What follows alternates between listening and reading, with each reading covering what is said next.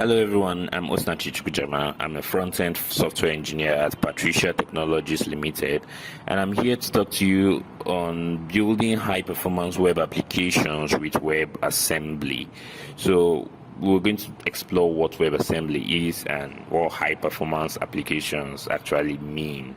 So what exactly is web performance? So web performance tells us how fast a website loads, how well does it handle computationally intensive tasks such as number crunching and other things, and whether it hangs on use. So apart from the general web performance, let's look into programming language performance on the web.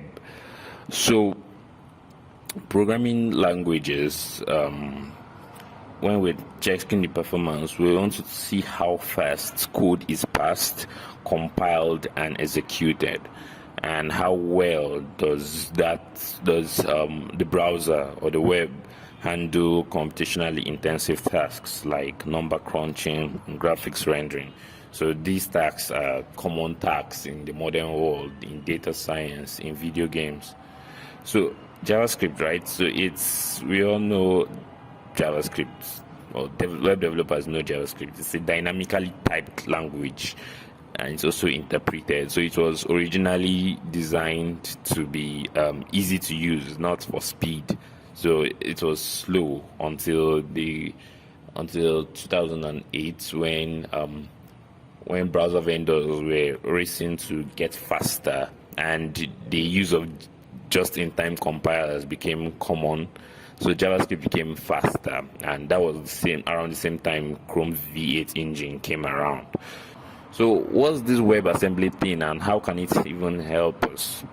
Right, so basically WebAssembly, or as shortened as WASM, is code that runs at near native speed in web browsers.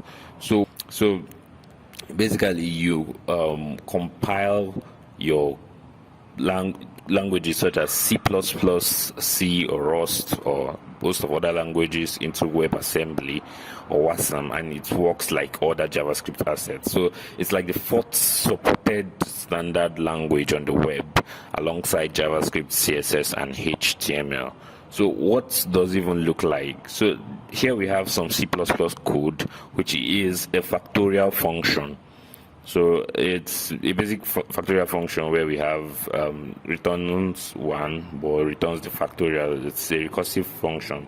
So when it's compiled to WebAssembly, we get it in two formats, either the binary format or the textual format. So we can convert between formats, and they are basically the same thing. So it's not a language designed for you to write. It's a language designed as a compilation target. So other languages, compiled languages, will compile into WebAssembly and will be able to be used on the web. So I guess this is the end of JavaScript. Well, not yet.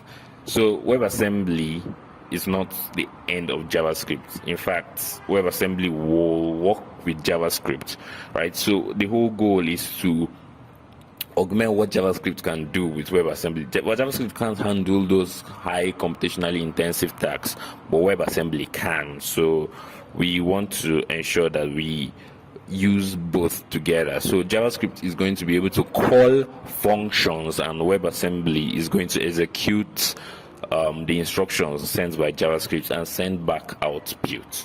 Right, so the two languages are going to work together.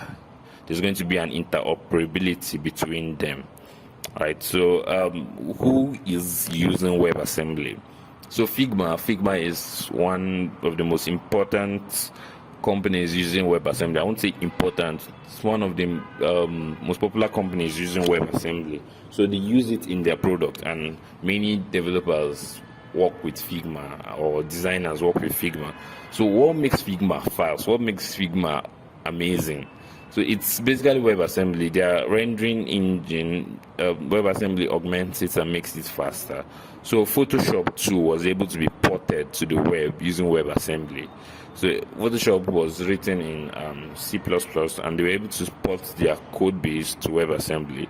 AutoCAD was able to port their 30-year-old code base to WebAssembly, and Google Earth uses WebAssembly to process graphics faster. All right, one of the uses computationally intensive tasks. So let's see what languages are supported. So we have Rust, we have C or C++, we have C Sharp, we have Go, and we have assembly scripts. So if you have done some JavaScript or TypeScript development, you see that this logo even looks similar to TypeScript, right? So what's this assembly script thing? So assembly script is basically a variant of TypeScript. Right, it has stricter types and uses familiar tooling such as npm, right, and offers a low barrier of entry for JavaScript developers. So that's the basics of what assembly script is. So you're now able to write WebAssembly without learning a new language and harness all the benefits WebAssembly might offer you. I think this is kind of powerful. Assembly script is absolutely usable and very enjoyable. So said by Soma in WebAssembly for Web Developers at Google I/O 2019. WebAssembly is supported on all major browsers. As you can see, all the green parts, except Opera Mini, UC browser for Android, Baidu browser, and KaiOS browser. So why should you even use WebAssembly? Why should you? So WebAssembly offers a bunch of benefits, and one of them is faster execution speed. So we're benchmarking against JavaScript. Unoptimized WebAssembly gives us a 9x speed up, and optimized WebAssembly gives us a 12x speed up. That's when you remove all the logs and all the code that are not optimized, and yeah, you can get up to a 12 or 13x speed up. So it also gives you the ability to reuse models from other languages without reinventing the wheel. So instead of porting your data science tool written in C++ to JavaScript, you just compile it to WebAssembly and use it on your web app. So it makes using web apps more possible instead of rewriting things as JavaScript, which is not usually advisable or even sensible. So it gives you a way to perfect the wheel instead of reinventing it. Right? So WebAssembly also offers a bunch of other benefits. But how do you even get started?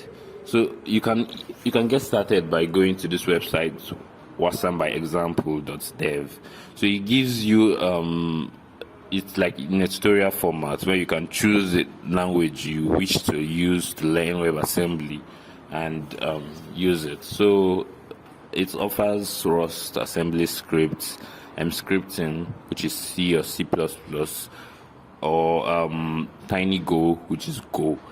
Right. Then we have WebAssembly Studio. So WebAssembly.studio is like an IDE for WebAssembly. It gives you the ability to write or build WebAssembly projects using C, Rust, or assembly scripts, or even Wat.